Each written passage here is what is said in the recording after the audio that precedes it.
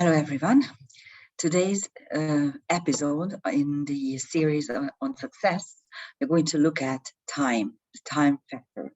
Time is a third dimensional phenomenon. And if we want to look at it from a personal viewpoint, we can say that there are actually two types of people, and those are the two extremes. And the rest of us are somewhere in between. They're the ones who never consider time. They don't have a sense of time. They are always late, or they are unable to keep track of it. They are unable to make deadlines. And of course, they are very how should I put it? I don't want to use bad words for them, but they're not very nice people, to say the least. Every family has those. You know, there's a family gathering, and you are waiting for them eternally, and they're late, and your beautiful family dinner goes to ashes simply because they are not showing up. I mean, it happened to me all the time. In our family, there are certain members who behave the same way, and I had to learn actually to deal with them instead of turning every family gathering into either a huge feud or a big disappointment. I had to manipulate them. I had to learn to manipulate them. I had to simply either give them a much earlier time to come, and then if they were an hour late, nobody really cared, or I just had to let go of the whole issue and decide to make dishes on these family events that won't go wrong. Okay, so casseroles and things like that. And I just either or. Those are the two ways of dealing with such people.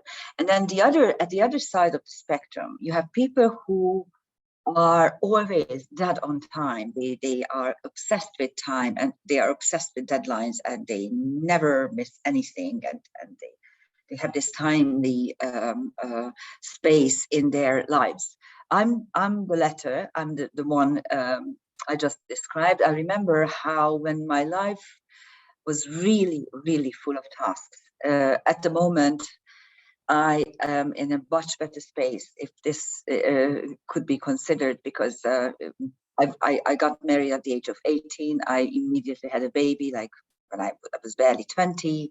I went to university. I had three majors, and plus I was building a house at actually my mother's attic. And I was teaching English. Okay, so yeah, there's something was missing, and I could not have survived these tasks if I hadn't had a plan how to accomplish all this.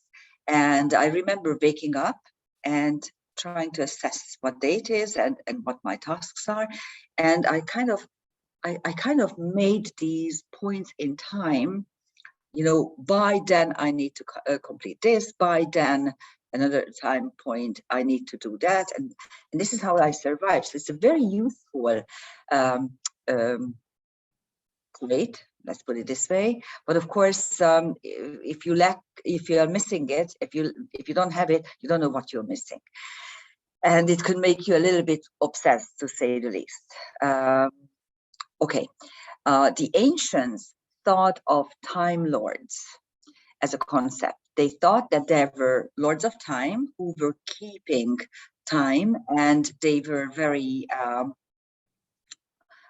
strict, and you just couldn't survive what they planned for you. Chronocrator is the Latin word for it, time lord.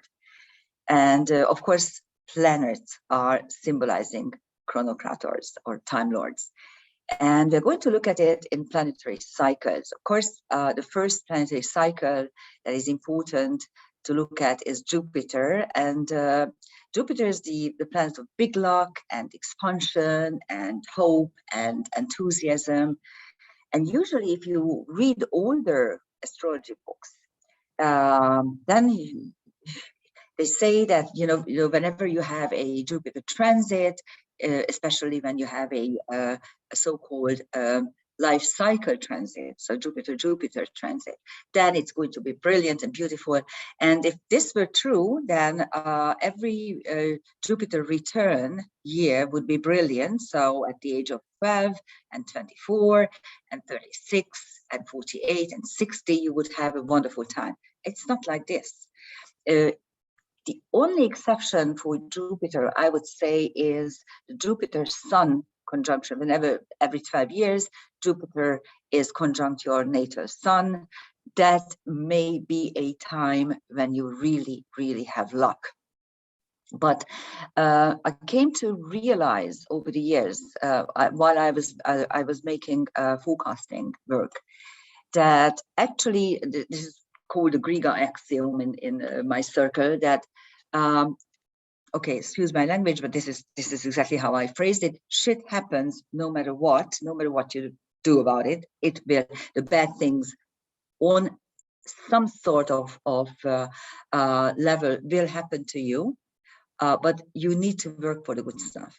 So a Jupiter transit will bring you luck and expansion only if you either need luck at that point in your life, or you go out of your way, you leave your comfort zone to try your luck. You may remember there's an episode on sacrifice and risk, and actually Jupiter helps you to believe in risky things.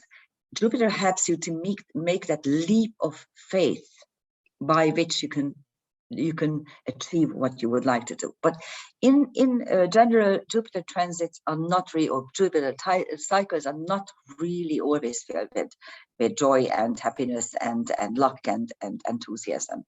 They may simply go totally unrecognized even. There's one thing though about Jupiter, and this is linked to the fact that, you know, we always say that you need to wait for the good stuff to happen. And yes, there's a waiting experience that can actually increase your happiness and joy. But then if the waiting is too long, everything will go sour, especially when you need to really wait for a long time, especially when this is happening while you are growing up. So you want something, let's say when you are 10, and let's say you are getting it from your parents by the age of 13, and that is completely spoiling the whole thing, because then you went from a relatively young child to a pre-teenager or full-blown teenager period, and you have totally different needs and totally different views, and it's just not helping you in any sense. So time factors need to be considered also from the viewpoint of whether it's still feasible and good enough. And Jupiter is something that, Jupiter transits are something that make you realize that, whether this enthusiasm that I'm feeling inside is really valid or it is really no longer valid. So that's Jupiter. Saturn is the time lord in many cases. Well, he rules time for one thing. And so he's also the lord of karma. He's also the keeper of thresholds, and we'll link all sorts of bad stuff to Jupiter, to Saturn. It's the antidote to Jupiter. It's the opposite of Jupiter. And actually, in karmic astrology, both Jupiter and Saturn are considered destiny planets, because Jupiter brings everything that is good in your life, and lucky breaks and expansion and hope and enthusiasm, and Saturn brings you the chores, the duties, the burdens, the baggages, the learning experiences. So those cycles, which are not linked to each other. It's very interesting that we have two planets that are ruling your destiny, and they're not linked. Their cycles are not linked in any sense. But anyhow, Saturn has an orbit of 29.5 years, and certainly every hard aspect to itself brings you a period of time when you do have hardships. So the first one is at 7 and 3 months, approximately at the age of 7. That is when you realize that school is not really all joyful. There are chores and tasks you need to accomplish. You need to get up early in the morning. So your your innocent childhood is really by then, and you need to consider on the duty or a more dutiful child period, and so on. I'm not going to enumerate the but it has a 7-year cycle. So every 7th year, you will have a Saturn square or opposition or conjunction to its own natal position, and those bring you the periods when you actually need to understand your position in life, your boundaries, your basis, and also your main accomplishments. Saturn is the backbone of life, so to speak. It's actually interesting because in the human body, Saturn rules the bone structure, the skeletal structure, your spine, and also your skin. So what makes you really a human being is all linked to Saturn. And if you consider this, I always say that the main reason for human life is to achieve happiness. But you won't be able to achieve happiness unless you actually have hardships. So Saturn brings you those life tasks by which, if you can accomplish those and you can tackle those, you are able to step one level higher, or you could actually become something more in life, more complete, more solid, more reasonable, more mature. And looking back, that is always a good thing. It whenever anything really bad happened to me, or it was a difficult period in my life, I always realized that everything that I have accomplished until then helps me now to overcome the difficulties. And this is what we do. So yes, the main reason to live is to achieve happiness, but you won't be able to achieve it unless you have the problems that you can tackle. So that's Saturn. And here comes the interesting thing. The next planet is Uranus. This is the first transcendental planet. You can't see it by the naked eye. And it has an 84-year orbit. So at a first glance, it has Saturn and Uranus have got nothing to do with each other, but they actually do. And the reason is because it takes approximately 7 years for Uranus to stay in one sign.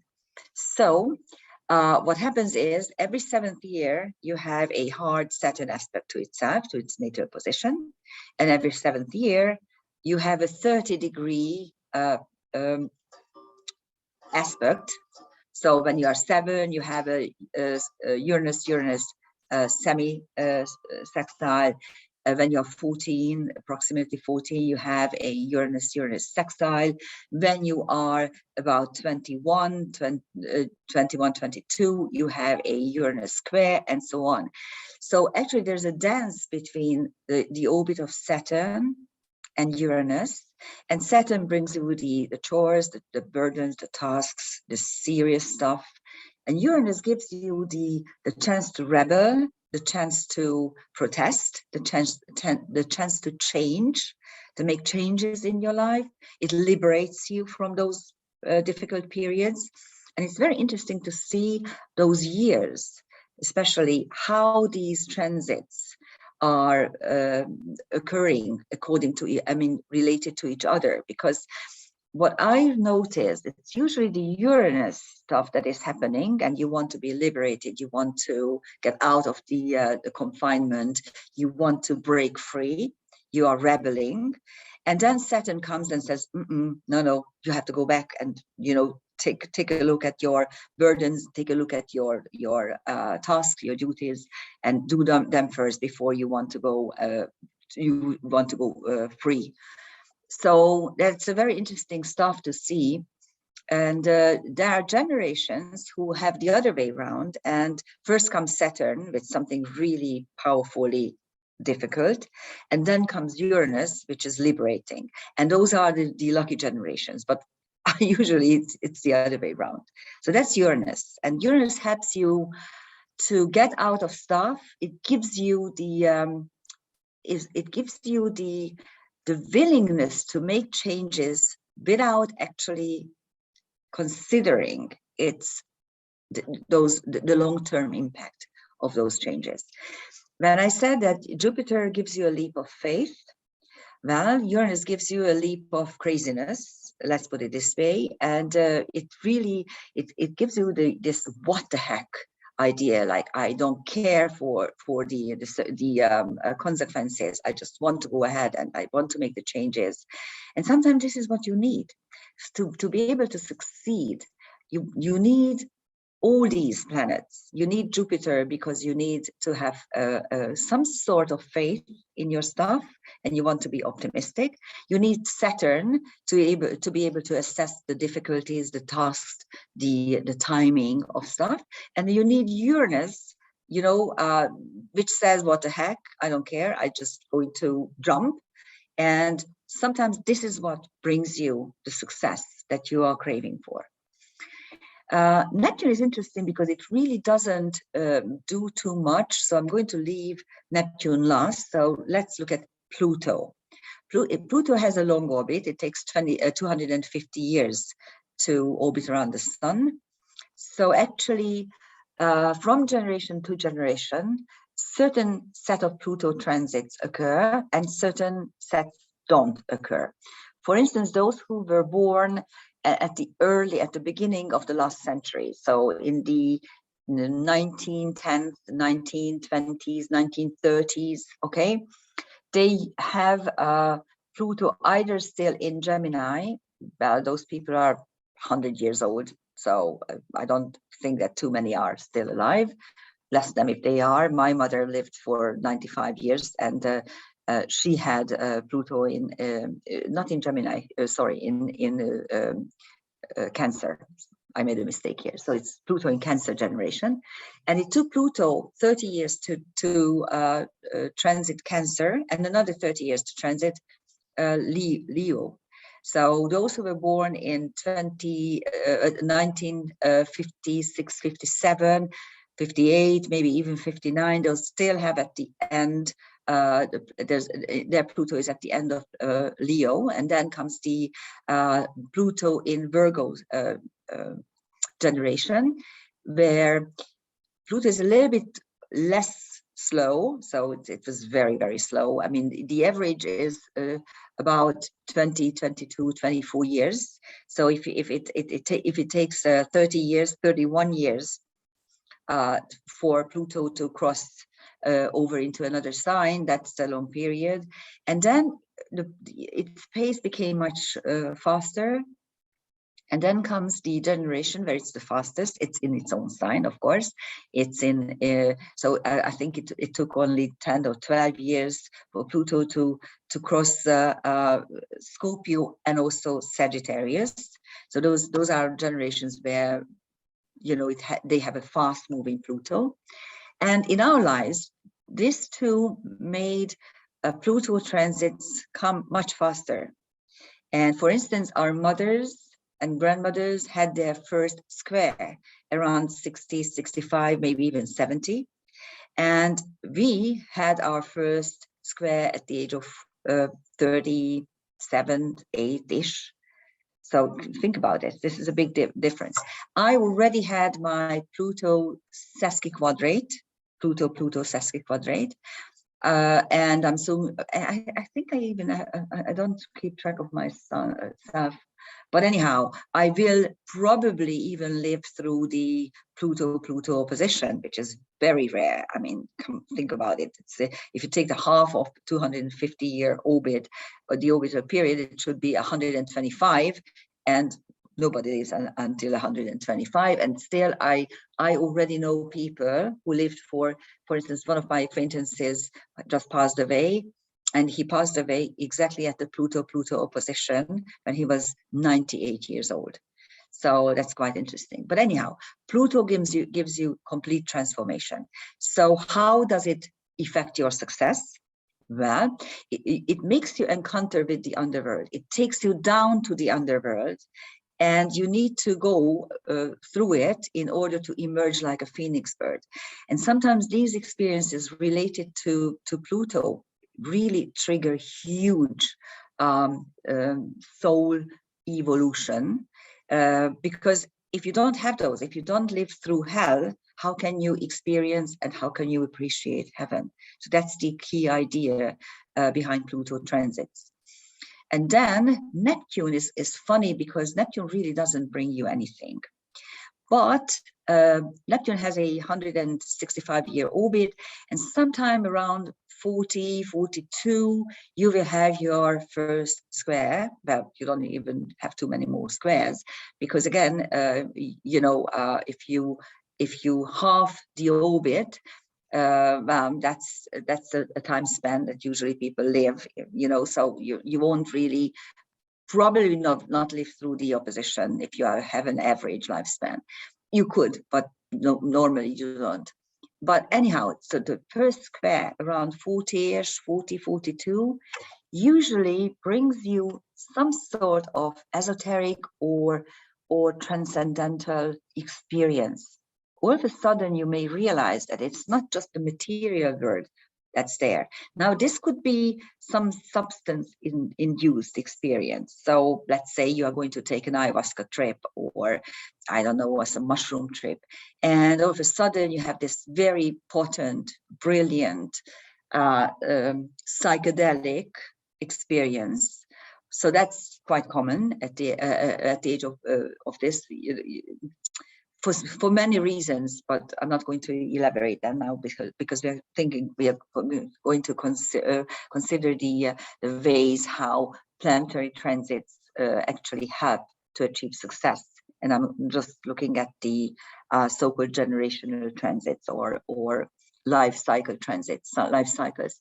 So the Neptune square can bring you some substance-induced esoteric or spiritual experience, or it could just be triggered by an everyday, ordinary event. But all of a sudden, the whole world is opening up for you, right in front of you, and you can either believe in it, and when you're very rational, you won't, or you can actually dismiss it, and then you won't have this type of helping experience. And it's necessary because if you can envision, we spoke about how visions are important, but if after this Neptune square, you will be able to question your own experiences, the validity of your own experiences. And if you manage that, you're one step away from actually making visions and projecting them out there into the world. So that's why those transits are very important. Besides, by the way, the Neptune square, there's one other experience that is usually valid and people can appreciate it whenever Neptune is touching your sun. And again, by the age of 40-ish, you usually will have one major Sun-Neptune aspect, transiting Neptune aspecting your sun. And that can also trigger similar experiences.